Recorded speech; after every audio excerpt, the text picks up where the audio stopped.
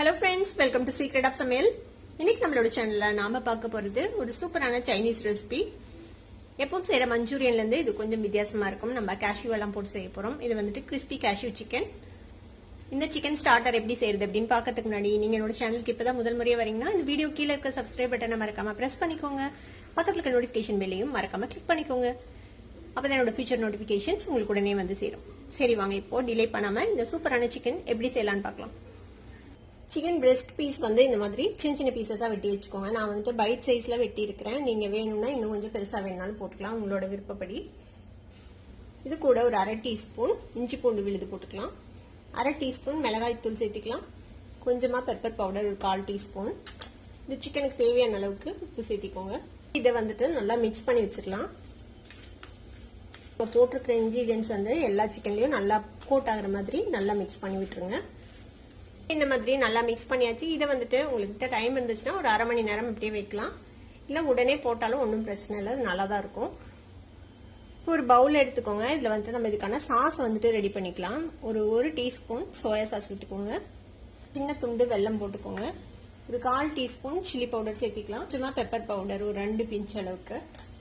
கூடவே 1 teaspoon red chilli sauce போட்டுக்கோங்க. 1 teaspoon cornflour சேர்த்திக்கோங்க. இதுல கொஞ்சமா தண்ணி விட்டு நம்ம மிக்ஸ் பண்ணி வச்சுக்கலாம்.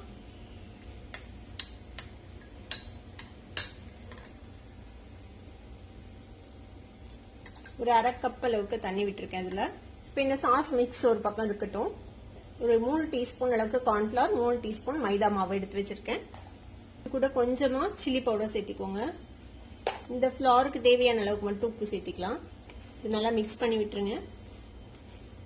இப்போ நம்ம மேரினேட் பண்ண சிக்கன் ரெடி ஆயிடுச்சு. ஒரு 20 நிமிஷம் ஊறி இருக்குது இந்த சிக்கன். அதை எடுத்து வச்சுக்கோங்க. ஒரு முட்டையோட வெள்ளைக்கரு மட்டும் எடுத்து வச்சிருக்கேன். நம்ம ரெடி பண்ண இந்த ட்ரை ஃபிளவர் இருக்கு. இப்போ நம்ம என்ன பண்ணலாம்னா இந்த சிக்கன் பீஸ் எடுத்து ஃபர்ஸ்ட் இந்த எக்ல டிப் பண்ணிட்டு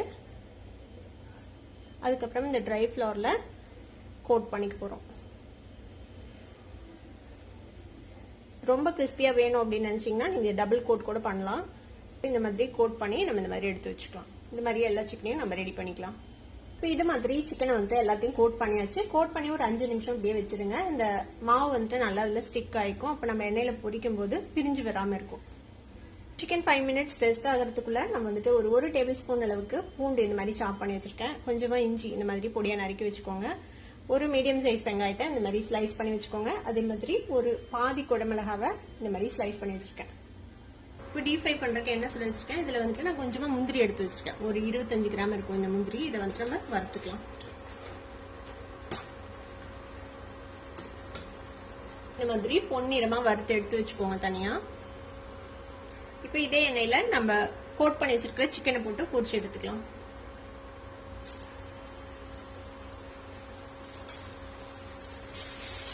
இந்த சிக்கனை வந்துட்டு நல்லா கிறிஸ்பியா நம்ம பொரிச்சு எடுத்துக்கணும். எண்ணெய் வந்துட்டு ஓரளவுக்கு நல்லாவே சூடா இருக்கணும். அப்பதான் வந்துட்டு உங்களுக்கு இந்த கோட்டிங் வந்துட்டு பிரிஞ்சு வராம சிக்கனோட ஒட்டி இருக்கும். சிக்கன் நல்லா ஃப்ரை ஆயிடுச்சு. இப்போ இதை நம்ம எண்ணெயில இருந்து எடுத்துடலாம். நல்லா எண்ணெயை வடிச்சிட்டு இதை எடுத்து வச்சுக்கோங்க. இப்போ எல்லா சிக்கனையும் நம்ம வந்துட்டு பொரிச்சு எடுத்தாச்சு. சிக்கன் பொரிச்ச எண்ணெயெல்லாம் வடிச்சிட்டு கொஞ்சமா எண்ணெய் இதுல விட்டு வச்சிருக்கேன். நம்ம நறுக்கி வச்சிருக்கிற இந்த இஞ்சி பூண்டு போட்டுக்கலாம். இந்த இஞ்சி பூண்டு கொஞ்சம் கோல்டன் கலர் வந்ததும் நம்ம ரெடி பண்ணி வச்சிருக்கிற இந்த சாஸ் இருக்குல்ல அதை வந்துட்டு நல்லா மிக்ஸ் பண்ணி விட்டு ஊற்றிக்கோங்க. இந்த சாஸ்ல கொஞ்சம் உப்பு இருக்கும். நம்ம தேவையான அளவுக்கு உப்பு சேர்த்திக்கலாம். இதுக்கு நம்ம கார்ன்ஃபிளவர் போட்டதுனால டக்குன்னு திக் ஆயிடும் இந்த சாஸ். உங்களுக்கு வந்து இது இன்னும் கிரேவியா வேணும் அப்படின்னு நினைச்சீங்கன்னா நீங்க தண்ணி கொஞ்சம் சேர்த்து ஆட் பண்ணிக்கலாம். இப்போ இது நல்லா திக் ஆயிடுச்சு. இந்த ஸ்டேஜ்ல நம்ம வறுத்து வச்சிருக்கிற இந்த முந்திரி பருப்பு சேர்த்துக்கலாம்.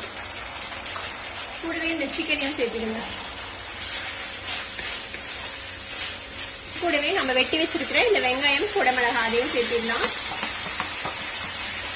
இது எல்லாத்தையும் சேர்த்து நம்ம டாஸ் பண்ண போறோம். ஜஸ்ட் ஒரு நிமிஷம் மட்டும் டாஸ் பண்ண போதும்.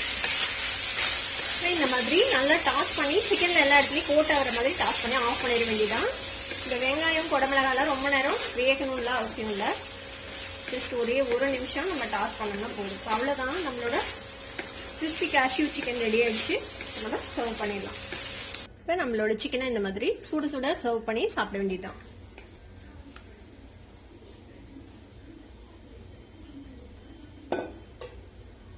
ஈஸியான கிறிஸ்பி கேஷ்யூ சிக்கனை நீங்களும் ட்ரை பண்ணி பாருங்க. ட்ரை பண்ணி பார்த்துட்டு எப்படி இருந்தது அப்படியான கமெண்ட்ஸ்ல ஃபீட்பேக் கொடுங்க. இந்த வீடியோ உங்களுக்கு பிடிச்சிருந்ததுன்னா சப்ஸ்கிரைப் பண்ணுங்க, பக்கத்துல இருக்க பெல் ஐகானை கிளிக் பண்ணுங்க. அப்பதான் ஃபியூச்சர் நோட்டிபிகேஷன்ஸ் உங்களுக்கு உடனே வந்து சேரும்.